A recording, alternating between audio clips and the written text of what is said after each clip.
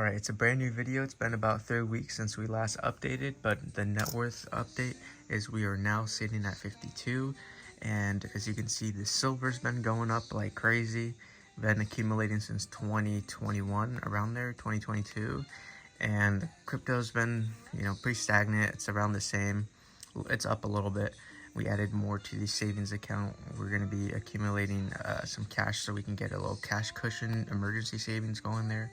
So the goal for that is about 3K. Checking, we haven't added anything to that because this account, the checking, it's not really a priority. It's more so just like extra cash for like if we want to go on a trip. So we're not really prioritizing that. That's like, we'll get to that, but not right now. The stocks, I told Mirzabel that I set up a joint account for our Robinhood so that we can have stocks. So that was just like a little test buy, but we're going to be contributing to that as well pretty soon. But yeah, the update 3 weeks later is we're making progress. It's pretty good.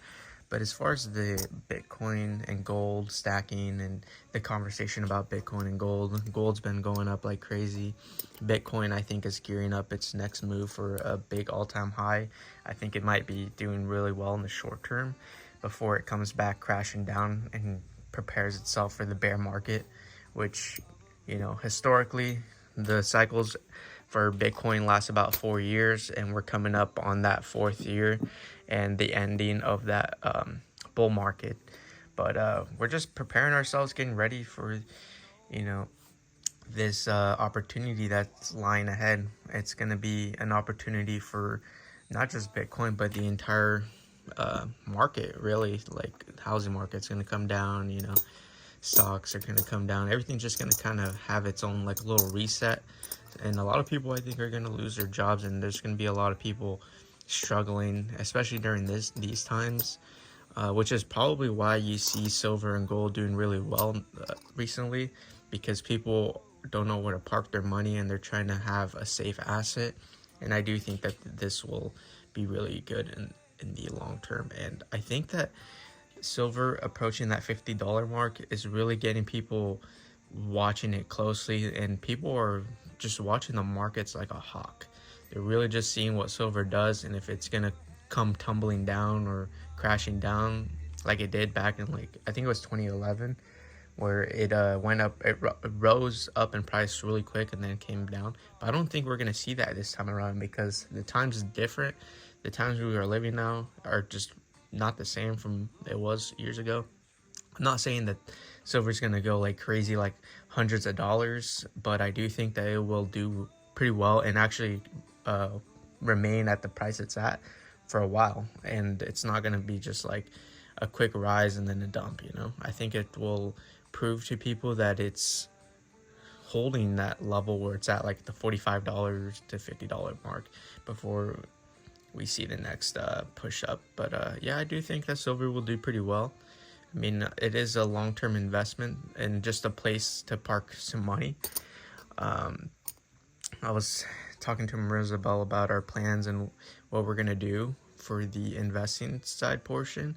And we're definitely thinking of just kind of more so being ready for the opportunity that lies ahead. We're not buying any more of any asset right now.